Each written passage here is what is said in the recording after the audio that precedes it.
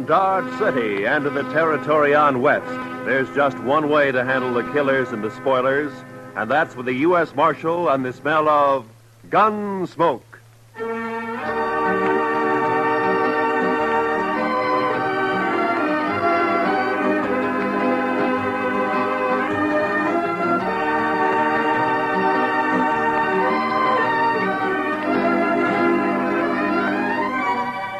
Gunsmoke, starring William Conrad. The story of the violence that moved west with young America. The story of a man who moved with it. Matt Dillon, United States Marshal.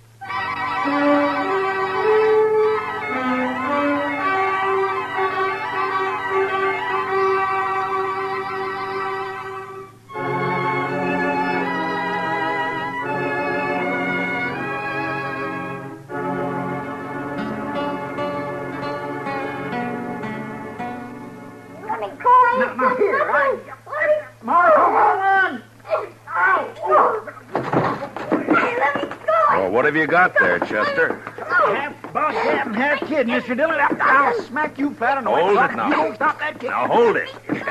You want me to take a strap to you? Now hold it.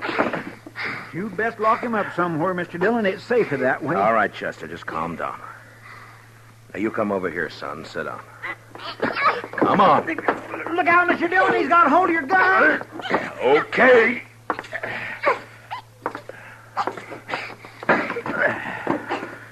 Now you sit there. And don't you move an inch. You hear me? Not 1 inch. He is a mean little bug. Now what's it all about, Chester? What's he done? I ain't done nothing. Now you hush your mean little face. This here place is the law, and you're talking to What's the he marshal. done, Chester? I ain't done nothing. There, you I hear told that, you. Mr. Chester? Dillon? Yes, sir. Well, sir, I don't rightly know what he's done. That's what I told you. I ain't done nothing. Mr. Dillon, I was walking down to the office when I see this kid. I know most all the sprouts in town, but not him, so I says, hello, and he starts running. That's what he did? Yes, sir. And that's why you brought him in here? I sure did, Mr. Dillon. I figured if a kid runs away from me for doing nothing, then he's been up to something, so he must have done something. You know what I mean? No. Now, what's your name, son? I ain't done nothing. All right. Now, what's your name? I ain't saying. There, you see what I mean, Mr. Dillon? Just plain, ornery, mischievous... You mean live little here boy. in Dodge? I ain't saying. All right. Well, he's probably a runaway, Chester. I guess we'll have to lock him up until somebody comes looking for him, huh? Best thing in this whole wide world to do, Mr. Dillon. Just look at where he gnawed my thumb. Best thing to do. Come on, You ain't gonna lock me up? Have you got a better idea? We got to do something with you. Let me be on my way. Well, where do you live? About 4 miles out. Oh. Oh, sure. I know you. You're the Macklin kid. No, I ain't. I'm Danny Birch, but... I ain't saying. There, I knew he wasn't town kid. I just knew that, Mr. Dillon. What did I tell you? Nothing. Now, if you'll just close up a minute, Chester, we can get this settled and Danny can go on his way. Now, you say you haven't done anything wrong, son? No. Your ma know you're in Dodge this morning? Guess so. All your chores done before you came? No. Well, maybe you better go on back then, huh? Your ma might be kind of worried. Guess so. You, got a horse? Yeah. Okay. So long. And take it easy. I can go now? Sure. Go ahead, Danny. You're Marshal Dillon, ain't you? Yeah, that's right. Well, I guess I come to Dodge to fetch you. My sister sent me. Oh? I wasn't going to, but I got to now because I promised Lily. She made me swear on Rattler's buttons. And I figured if I didn't see you, I wouldn't be telling no lie if I told her you wasn't around. But now I seen you. No, hold on. Your sister wants me to come out with you to your place, is that it? Yeah. Why? On account of Pa. None of us gives a hoot except in Sister Lily, and she's just acting like a girl. Well, what's happened to your pa? He's gone off again, shooting up the cattle. Thing is, he took 2 guns with him this time and a whole mess of bullets. Lily's just scared. Your pa been drinking a little, maybe? I guess. Anyhow, he goes loco and stays that way for a long while. But it's like Dave and Donald say. He'll get over it. He always does. They're my brothers, Dave and Donald. They ain't worrying. Uh-huh. Hey, you want me to go out with you to help find him? Is that it? I don't want it. Lily does. And I had to swear on rattler buttons that I'd fetch you. Oh, yeah, sure. Well, it's good that you did. Chester, get your stuff, will you? We'll ride out with Danny.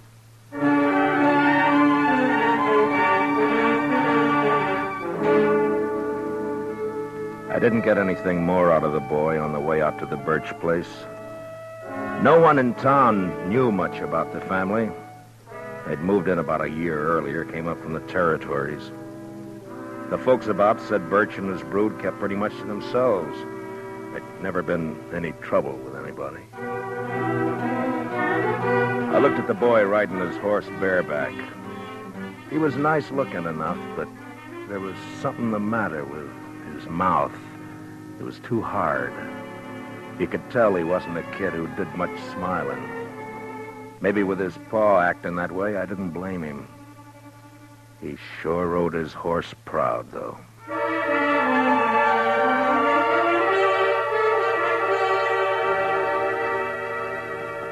It was hot and dry, and by the time we were inside of the Birch place, the sun was burning down hard.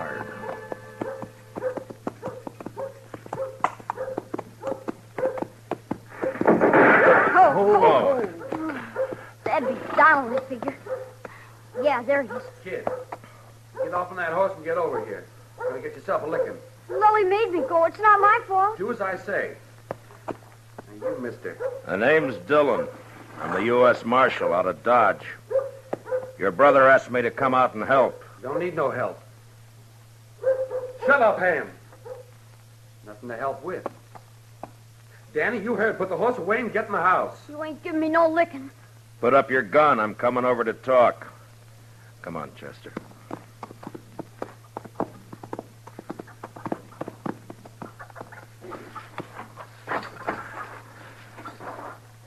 It's against the law to shoot a man in cold blood.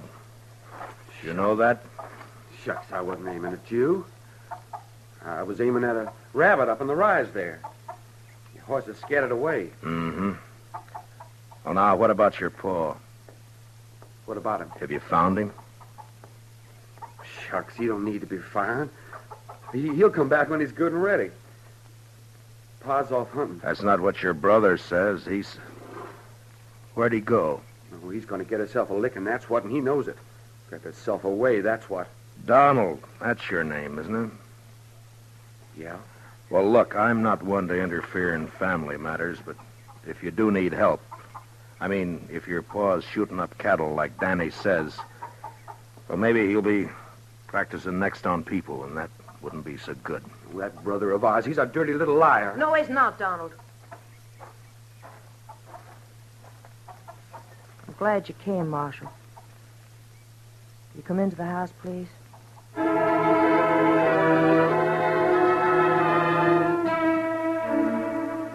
Chester and I followed the girl into the house. I knew it was the sister Lily. All the family I'd seen up to then had a great likeness to each other. Donald slouched in behind us and moved around the room, nervous-like. It wasn't by rights a house, and it was too big for a cabin. I had the feeling that they'd put up boards and studs where the fancy took them, and the place just grew another room like a lizard's new tail. I don't know what it was, but I got a funny feeling. It was too hot, and something was wrong. All wrong. And the girl Lily looked square at me with hard eyes.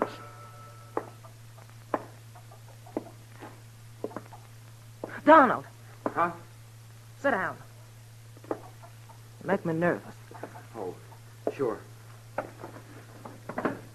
Marshal Dillon, I want you to help us find Paul. Oh, Lily, Dave's going to be awful mad. Somebody's got to do something around here. Did your paw take a horse? No. Oh, where do you think he went, Miss Lily? I don't know. Maybe up to Horse Flats. Maybe over by Gorman's Creek. Creek's all dried up. There's got to be no water in there. Did he take a water skin with him? Uh-uh. No, he didn't. Kind of bad wandering around without no water. When did he leave? Yesterday morning. We heard a couple of shots along about noon. Dave found a calf laying dead over in the North Range. You can see it there through the window. Haven't had time to bring it in yet. Was he drunk? Well, sure. Drunk as you can get. Weren't you, Lily? I'm afeard for him, Marshal Dillon. Yeah, I understand. Well, it makes good sense you sent for me. Well, I'll try and find him and bring him back. Well, I ain't gonna do no such thing.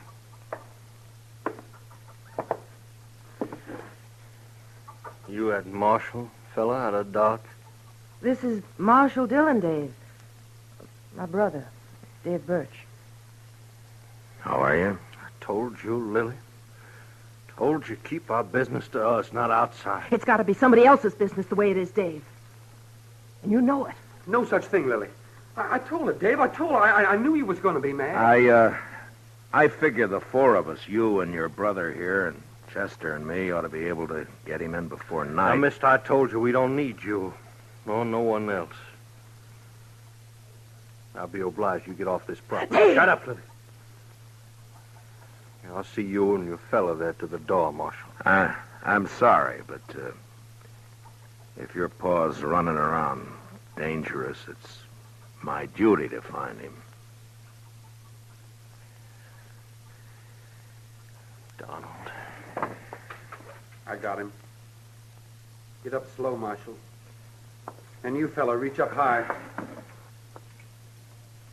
Okay, Dave. Take the guns. The younger brother, Donald, had got behind my chair, and now he was covering us with a shotgun. Dave took our guns. It was kind of crazy, and I almost wanted to laugh when I saw the kid, Danny, peeking in around the door. But then I saw his eyes, and there was the same thing in them. Hard, angry, as in the others. The girl started to say something. Then she shut up. Now get on your horses and ride back. And I don't want you out here again. This ain't no matter for the law, and you're trespassing. You're making it a matter for the law right now. You know that. Start walking. Them guns is U.S. property. Okay. I ain't no thief.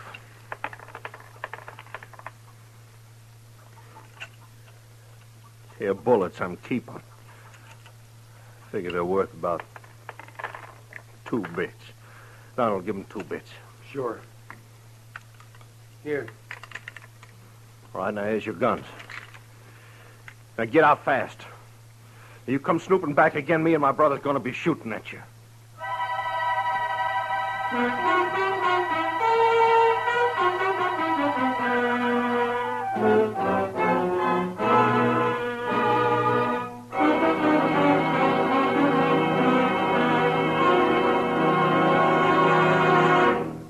We will return for the second act of Gunsmoke in just a moment. But first, for centuries, arthritis and rheumatism have plagued mankind.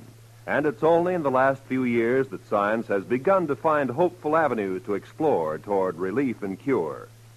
The Arthritis and Rheumatism Foundation, established in 1948, holds a yearly drive to obtain funds for yet more concentrated research. A contribution to this year's drive, sent simply Arthritis, in care of your local postmaster, will help this fine work to continue for the eventual benefit of everyone. And now for the second act of Gunsmoke.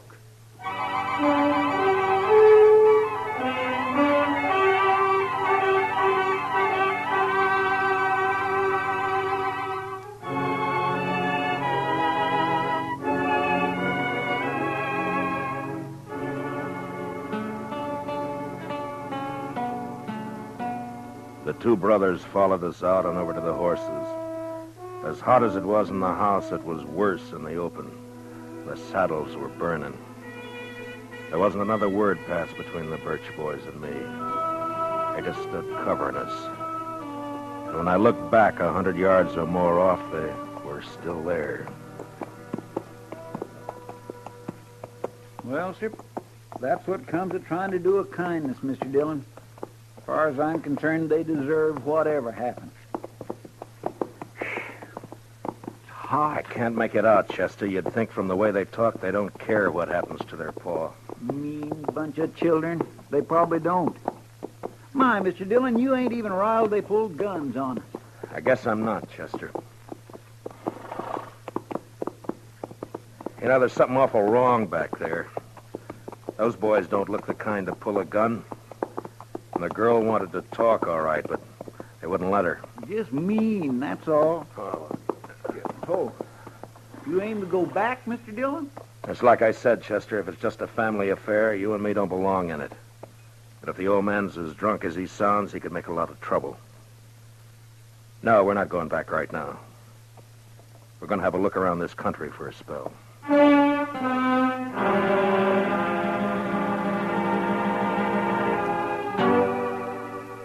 Chester and me covered a lot of ground that morning and into the afternoon. I had an idea that we might find Birch wherever we could find water. Without a horse, he couldn't get too far, and without water, he was going to get sick pretty quick. We rode over by Gorman's Creek, and then up to Horse Flats, and there was nothing. Along about 2 in the afternoon, Chester spotted a carcass lying off the trail. It was a cow. She'd been shot 3 times in the head. Could have happened this morning or yesterday. Uh-huh. Hard to tell in this weather. Oh. Well, the ground's too dry to pick up a track. Might as well take a chance and go over to the hills. Yeah, might be water there. Boy, I could do with some right this very minute. Oh,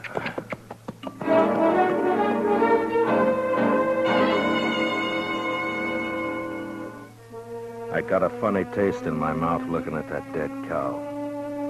When a thing dies natural or gets killed for food, that's one thing, but even an animal has a look about it when it's been murdered. We rode the 6 miles to the hills. They weren't rightly hills, maybe more like humps rising up from the brown, dry earth, and we could get a good view across the plain. There was a patch or 2 of wild oats up there, long turned to rust, and foxtails. Maybe it was in our minds, but just those few feet higher made us seem closer to the sun and hotter.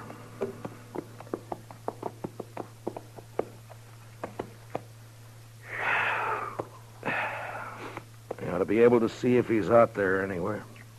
Mr. Dillon, he'd be dead if he was.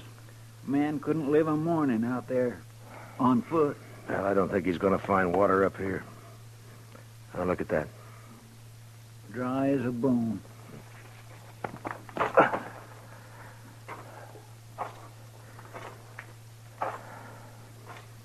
You see something, Mr. Dillon? Yeah, tracks, I think.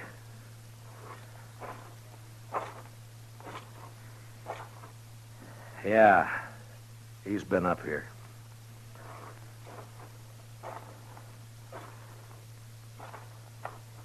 I went down again, though. Over there.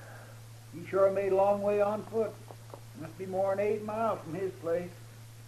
Yeah. Oh, you darn fool.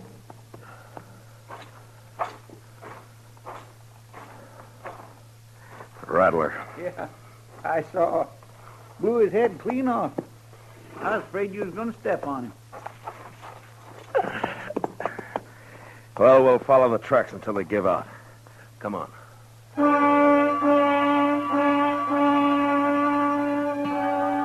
Those tracks kept going in and around the hills.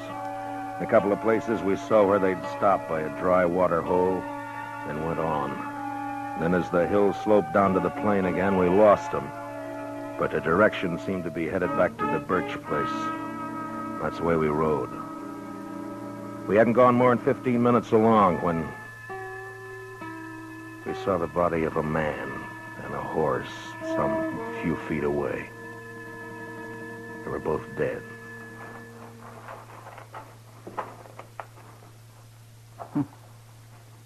He wanted to make sure, didn't he, Mr. Dillon? Birch must have emptied his gun. Look at that. Isn't it Jack Mason, one of old man Gorman's hands? Yes, sir. That's who 'tis right enough. Nice fella, too. I knew him a bit. Get him on your horse, will you, Chester, and take him over to Mr. Gorman? Yes, sir, I'll do that. I'm going to go back to the Birch place. I'd rather come with you, Mr. Dillon. No, meet me there, huh? Yes, sir. And if you see Birch on the way, watch your step. Try not to kill him. But don't take any chances. No, sir, I surely won't.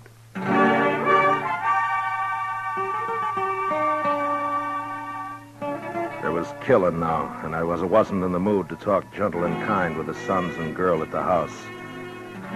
It was the boy Danny that saw me first. He was sitting on the doorstep. He ran inside. And a second later, I saw Dave come out with a shotgun. I didn't give him a chance to make up his mind. Dave! Dave! What did you shoot my brother for? What happened to Shut up, kid. Get inside. Ain't nothing. your arms? Get inside now, you hear me? I'm sorry, but I'm not arguing with you anymore. Where's your paw? I don't know. He killed a man back on the plane away. You're a liar. Told you get in the house, kid. Now get. I'm staying. He's a liar. Pa never killed nobody. Where's Donald and your sister? Outlook. Mister, did he? Did he kill someone? Yeah. Jack Mason, one of Gorman's boys. Don't you say that. Don't you say Danny, it. get me some whiskey, will you? My arm pains. Yeah. Yeah, I will. But you ain't gonna tell no lies about my pa. You tell him to quit, Dave. Where do you think he is? Donald heard a shot up Horse Flats when they'd gone up there. And he must have doubled back from the hills. Listen, you told the boy to ride into town and fetch the doc out here. He'll take care of that arm. Okay. When my deputy rides in, Chester Proudfoot, tell him where I've gone, will you? Sure. Marshal. Yeah. Marshal, you gonna kill our pa? I don't want to. Not if I can help it.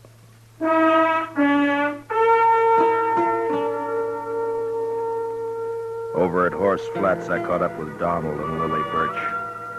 I told them about the killing. And a half mile further on, the three of us saw the old man. He was crouched down on his haunches by a parched water hole, stripped naked. He was crying. It was a bad sound. And when I saw his eyes, I knew he wasn't drunk. There was no sign of his guns or his clothes.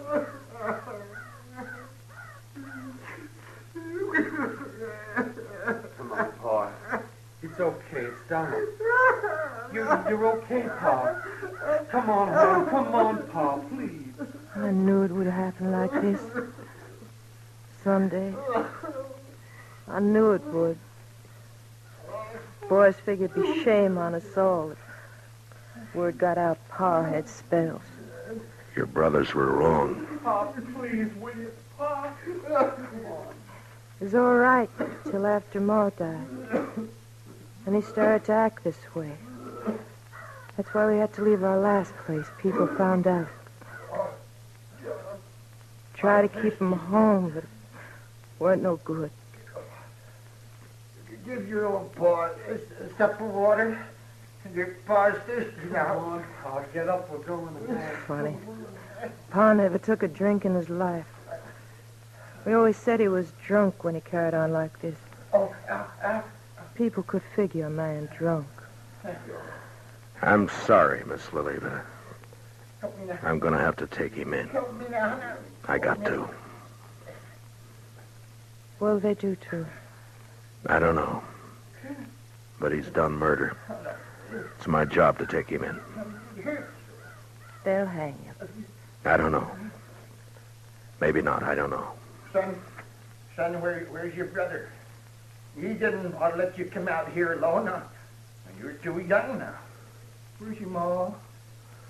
She ought to know better now. Miss Lily, Come over here. Oh, no, son. Now, I want you to listen to me. It's not my business, but will you let me give you some advice? Miss Lily? Huh? Now, you sell this place. I'll see what I can do to help. And you and your brothers go somewhere else and start afresh. You can get a good price for your land. You do that. It's best. Yeah. We'll go. I'm not saying you've got to. I'm saying it'd be better. It'd be better for the kid. He's seen too much of this. It's not good. You gotta teach him to smile again. Act like a kid again. You understand? You understand? Sure. I understand. Okay. I'll be taking him along now. We'll stop off at your place with some clothes. All right.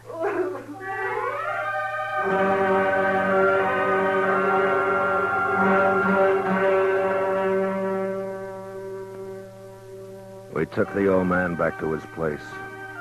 Got him dressed. His children said goodbye to him like they knew that they'd never see him again. Like there was no hope.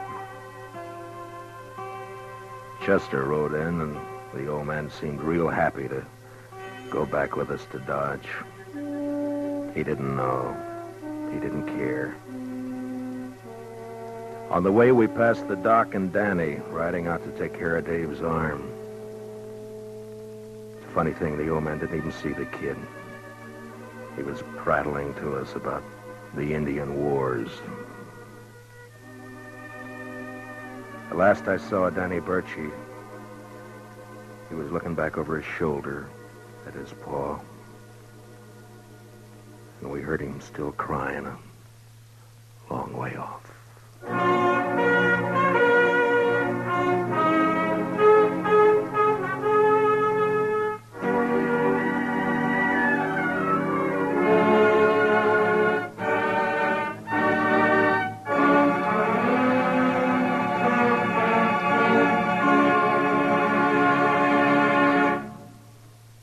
Gunsmoke, under the direction of Norman MacDonald, stars William Conrad as Matt Dillon, U.S. Marshal.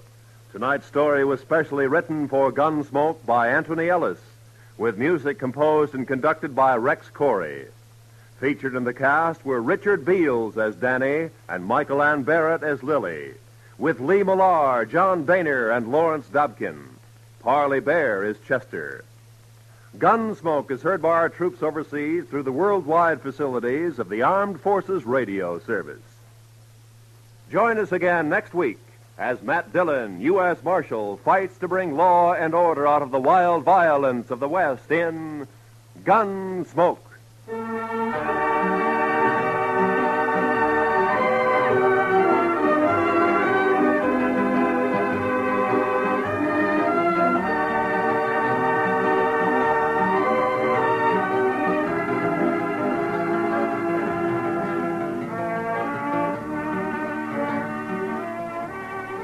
The New York Philharmonic celebrates its 110th birthday tomorrow, and in observance, there will be a repeat performance of Beethoven's Symphony No. 5. This work was featured on the first Philharmonic broadcast over 100 years ago. This is Roy Rowan speaking. America now listens to 105 million radio sets and listens most to the CBS Radio Network.